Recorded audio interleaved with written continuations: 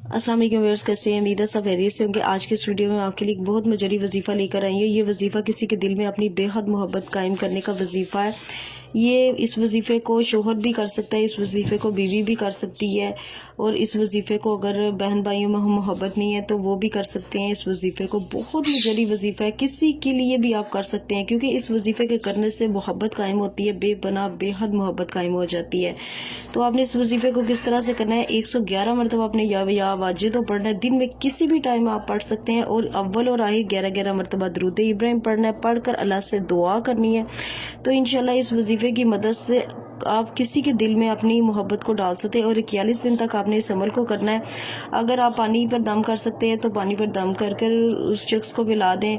अगर वो शख्स पास नहीं है तो उसकी तस्वीर पर आप दम कर सकते हैं। बहुत मजरी वजीफ़ा है। इस वजीफ़े की मदद से आप किसी के दिल में मोहब्बत पैदा कर सकते हैं।